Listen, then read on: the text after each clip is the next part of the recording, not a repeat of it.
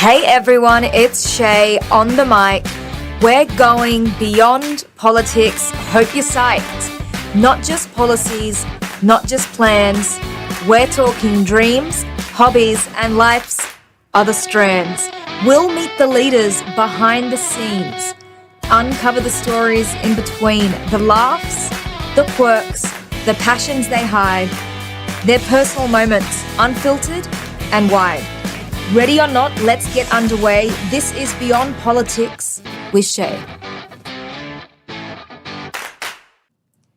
Hi, welcome back to another episode of Beyond Politics with Chay, where we delve deeper into the lives and personalities of some of our favourite elected leaders.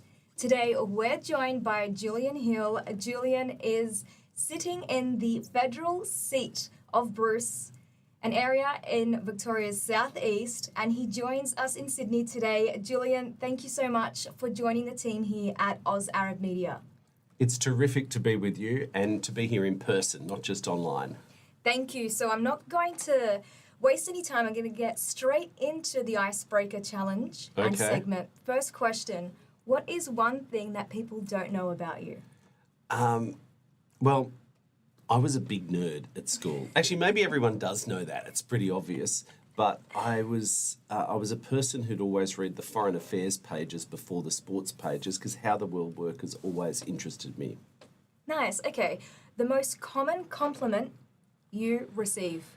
That I'm hardworking. Nice. I get that all the time. I'm not the best at sleeping, and so constituents, residents know that if they send something to me, I do personally respond and will often do so at very strange hours of the day. That's commitment. I do believe politics is a vocation, and if you're not prepared to work every day most of the time, then you shouldn't have the job. It's not a normal job. Nice to know, and definitely a shared sentiment there with me as well. Now, last question, icebreaker question. If there was one feature that you could introduce to an iPhone, either like iPhone, smartphone, what would that be and why? I will answer the question. I can tell you, if people haven't found it, the feature that I find most peculiar and hilarious and my staff wish that my daughter had never taught me is the sticker function where you can hold your finger on something and cut someone's head out and then troll them with it. But the feature I think that would probably be most useful is if I could press a button and someone would just make me a tea. Or that it would tell me who in the office was closest to the kitchen and could bring me a tea if I was super busy. Nice. I'm getting that insight into the day-to-day. Right. I'm going to have a sip of the tea at this point. Definitely. Okay, take me down through memory lane, your childhood. Share with us more about where you grew up, your influences, and what shaped you in your early life and career. My dad died when I was 4, and all of us are shaped by a family story. I don't mean that as some kind of hard luck story. People go through a lot worse. But Dad was a doctor, and he crashed his car when I was 4. So my mum raised my brother and I alone. That does shape you in that, particularly as the oldest brother, the oldest child, you take a level of responsibility perhaps at younger age and people deal with you in a different way. We were not a wealthy family, but Mum made sure we had everything we needed. But I was the poor kid at the rich school, if you like. Mum decided to prioritise a good education as she saw it and use some of the life insurance and that to send us to a good school, and I got a great education, which I think has stood me in good stead in life. But I don't take that for granted. It's something that I think every child should be able to have. High achiever, hardworking, clearly defining attributes, from your early life and taking into your career now. What about that defining moment, that light bulb moment for you that made you want to enter a life in politics?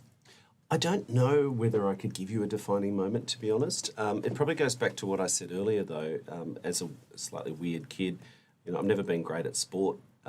My brother was one of those kids who could win every trophy. He'd just sort of look at a sport and suddenly win the trophy. So it was a great disappointment to him being somewhat uncoordinated. But as someone who always read the foreign affairs pages, I've always been fascinated about how the world works and why some people get treated fairly and others get stuffed over, but particularly about how Australia sits in the world. How do we relate to other countries? How do we succeed? How do we become an even better society? How do we make sure that people of your generation and beyond are still wealthy with a clean environment and a secure country in the region? So that's kind of always been a bit of a drive. I remember as a kid, curious at the park. Well, how come that playground got an upgraded and that one didn't? The one near our I'm house sure didn't. your mother would have loved your questions. She said I had a lot of questions and that parent-teacher interviews were the most terrifying time of her life because either the teacher really liked me or the teacher couldn't stand me. It was kind of like I one or the wonder other. how many politicians would share that same story. Well, I won't speak for others in this regard, but yeah, overall I did okay at school, although, I had a couple of naughty moments. As everyone does. As everyone does, but you got to learn from them. It was nothing too bad. Definitely.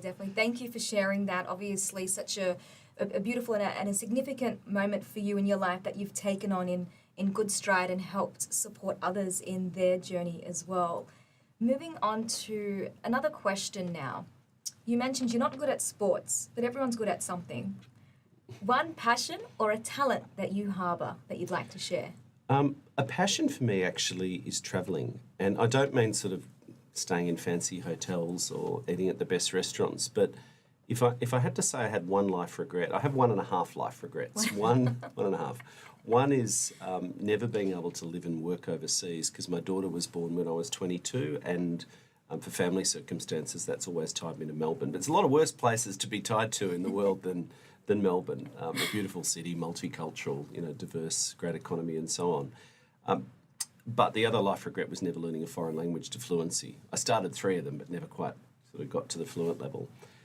So with that, though, I like travel. I love experiencing other cultures. I'm always curious about how other people live. Humans are fascinating. Most of us, when you scratch the surface, are actually decent. Not everyone, a few could do without. And most people are actually a bit quirky and weird in their own way, in our life's journey and the way we think about the world. But I do like experiencing other cultures. Definitely can see a writing gig in the future, maybe a writer, a future book. A future book. From Julian, an observer of people. Okay, I have to ask you this question. Yeah. You probably get it all the time. A couple of countries that you'd like to visit, should you have the chance in the next few years? Oh, I've got a list. Yes, I've got a you do. list.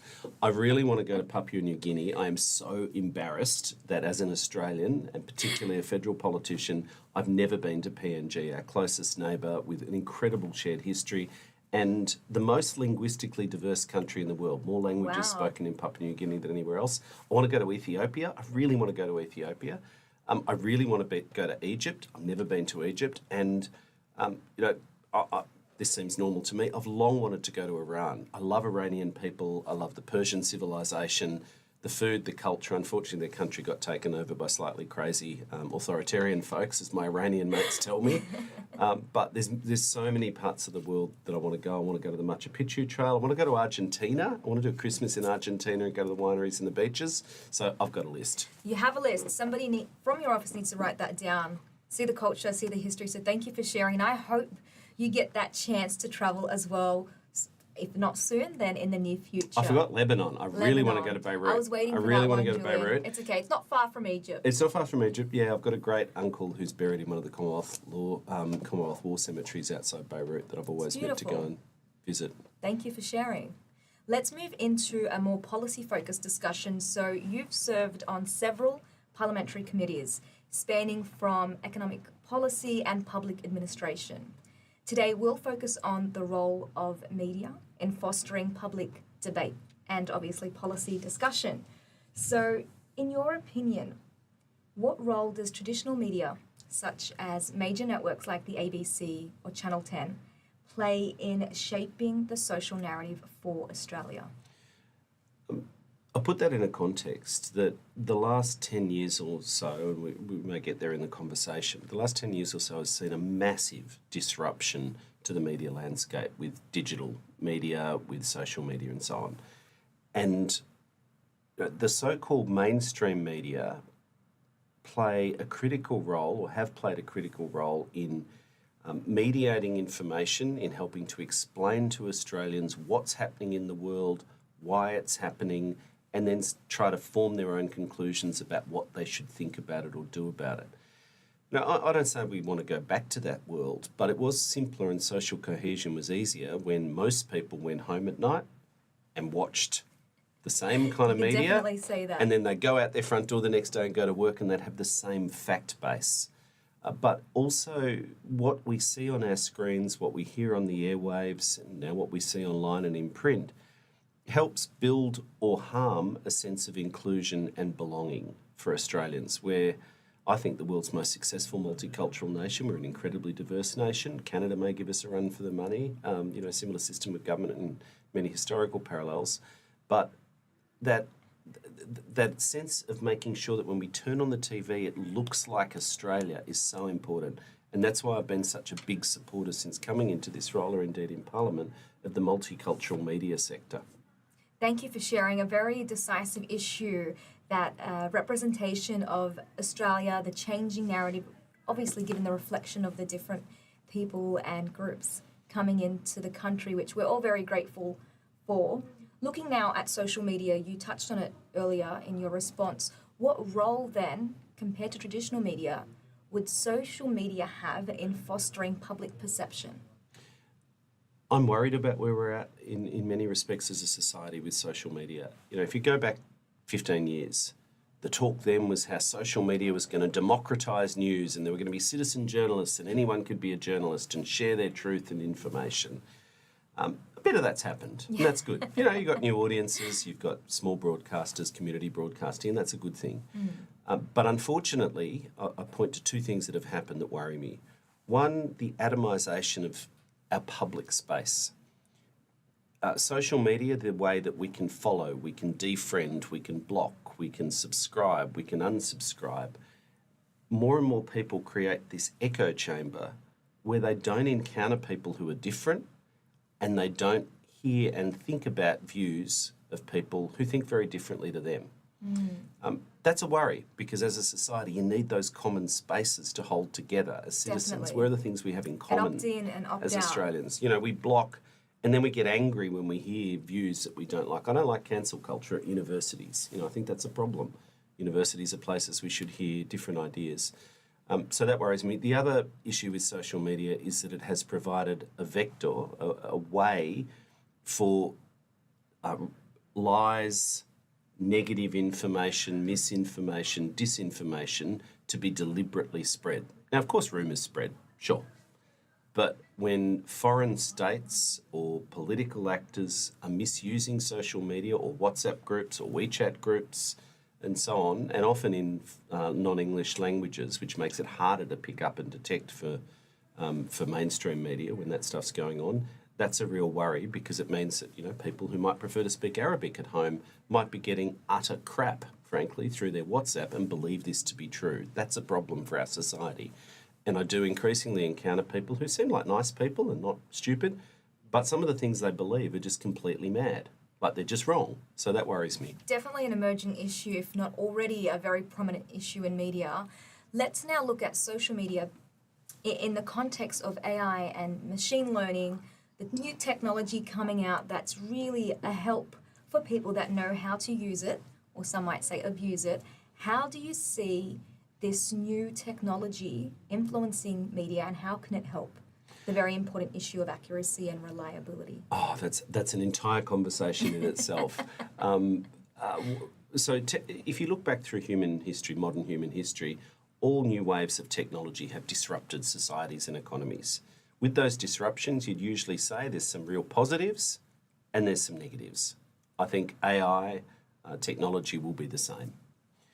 Early stage. There's a whole range of risks, let's not get into that, but in terms of your question, there's the opportunity for content creators to weave things together more quickly and so on. But one of the things with AI, unlike the industrial revolution or even the digital revolution to date, is its potential to disrupt creative industries, to disrupt industries which previously were thought untouchable by technology because, well, you still need lawyers, or you still need accountants, or you still need painters, you still need artists, you still need journalists who write. Increasingly, we are concerned, and I think Australians should be concerned, if we don't have human beings as mediators, as journalists, applying critical human faculties in intelligence and judgment, then how do we live in a world where a lot of what people read and consumed is not generated by a human, it's generated by an algorithm, just piecing stuff together. Yeah. So it worries me. Definitely, I think that's a shared concern with many, although it is an opportunity for some that want to delve deeper into that area and that space. It's true. I'll just say one thing though to balance it out. That's the negative, but there's also, of course, the positive aspects about productivity. So we don't want to say no to this technology. We want to make sure we're harnessing it and shaping it and setting the right guardrails so it does more good than harm. Yeah, thank you for sharing that. Let's segue into the News Media Assistance Program, first announced in 2021, I believe, and it's done a world in ensuring that the value of news and media is sustained in Australia. In your view, could you share some of the opportunities that you see this program delivering and also maybe some unintended consequences? So NewsMap, the News Media Assistance Program, is a government initiative which tries to respond to some of these trends we've been talking about digitalisation, about social media disruption, and the challenge then to established media. There's no doubt that over the last few years, with changes in advertising revenue, changes in business models, that traditional media as well as multicultural media has been under threat. I think that's a real worry. We need good quality journalists as a society to independently scrutinise politicians, governments, big corporations, power, if you like, and tell our stories, but that those journalists operate with a code of ethics so you can, reasonably trust the information that's provided. NewsMap is about trying to help respond to the pressures and make sure that we have a media sector that is sustainable, that is diverse, and that will be here to serve Australians for years to come.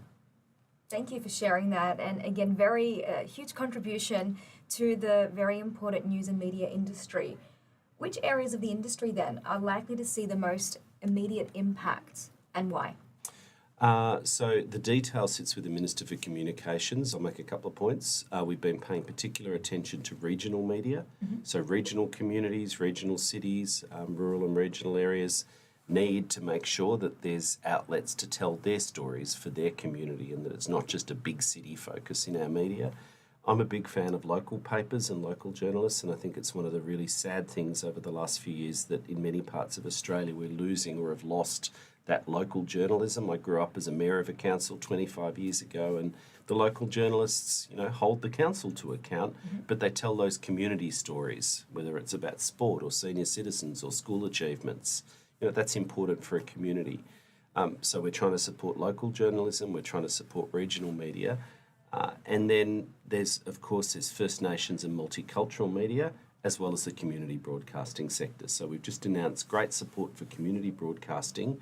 But this week in Sydney, I announced through the Home Affairs Department, through my portfolio, an investment in the independent multicultural media sector, including outlets like yours, because the previous government looked at Channel 9, we're looking at the big landscape, we're looking at SBS and the ABC, we've looked after the community broadcasting sector, but what about the independent multicultural media sector? So I was really proud to make that announcement. And a really grateful opportunity for many people and groups within Australia to take advantage of that funding to support greater conversation within their local or their community areas. Now, just on that, if we look at the multicultural media outlets, it is a decisive issue. A lot of people, there's that balance between ensuring representation and maybe over-representing voices, especially in recent times, with a lot of the hate crimes being played out all over Australia.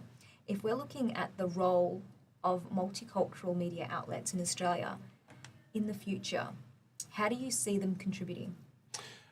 Well, you get to the point where you have to make a choice, and governing often is about choices. What do you choose to prioritise, because you can't do everything? Where do you choose to put money? And then when you're faced with some advice that says very clearly through the Multicultural Framework Review last year, the independent multicultural media sector is under real pressure.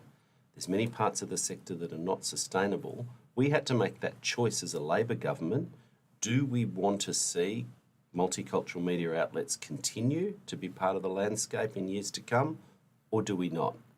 And if you say yes, you think that they play an important part. So outlets like yours, or particularly ones that are conducted at times in foreign languages or with translations and subtitles, for many Australians, they may have basic English. particularly people your parents or grandparents' age. That's right. They may have basic English and they know how to get on in society, but they came at a generation when learning fluent English, or because of the professional or skilled work, which was not what they were doing, didn't require them to have really high-level English. They don't want to have political conversations or complex conversations in English. They're not stupid people. They're smart people. But they preferred, whether it's to talk in Arabic or Greek or Italian or Vietnamese or Mandarin or whatever the language may be, they prefer to have those conversations at home with their family fluently in another language. I believe that as a multilingual country where English is our common language, we want everyone to learn English. You do better in society in our era with English.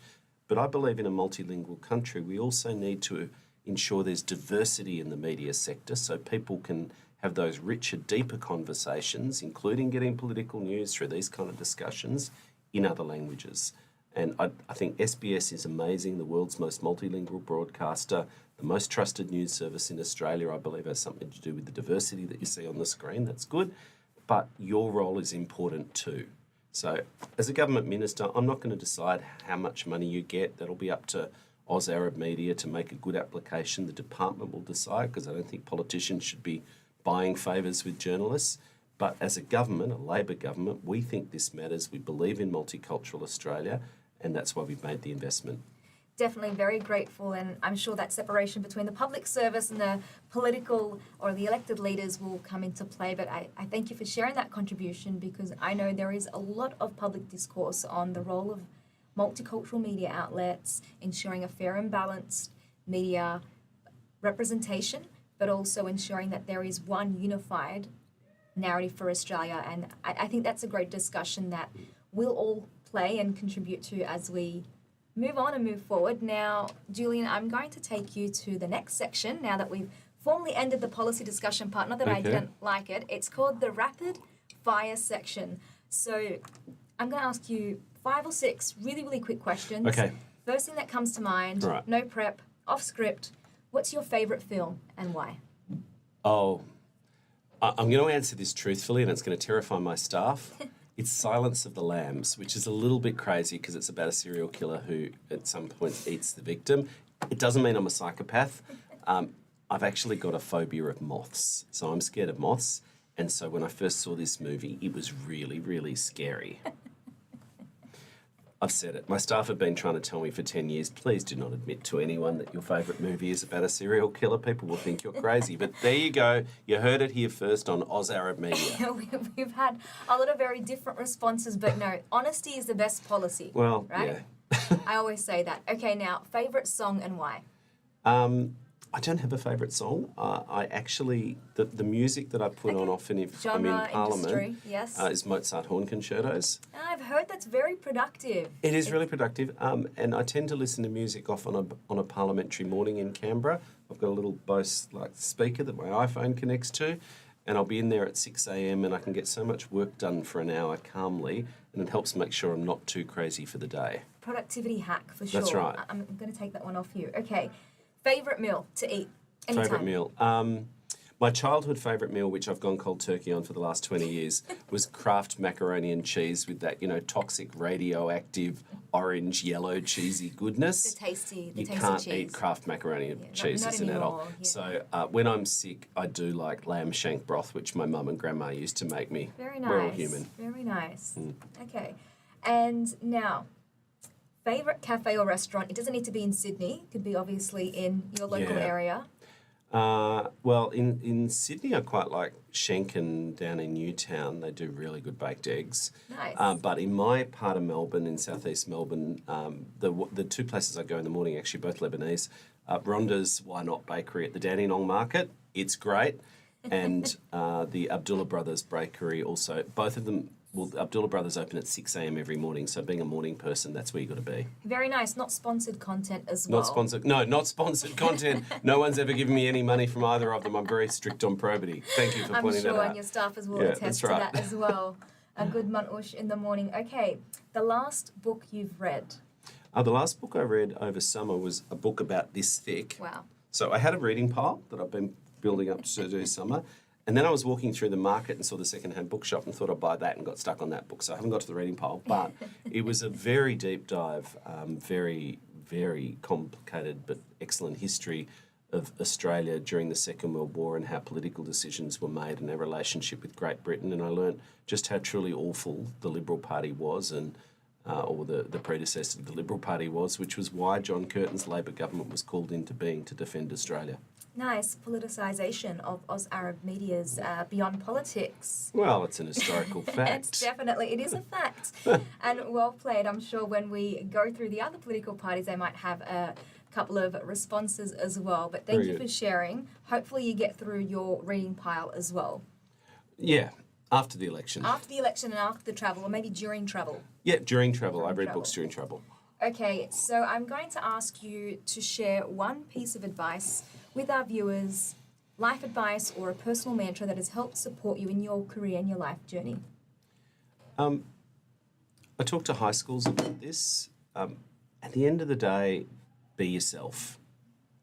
Someone famous and far more eloquent than me once said, well, you may as well be yourself because everyone else is taken.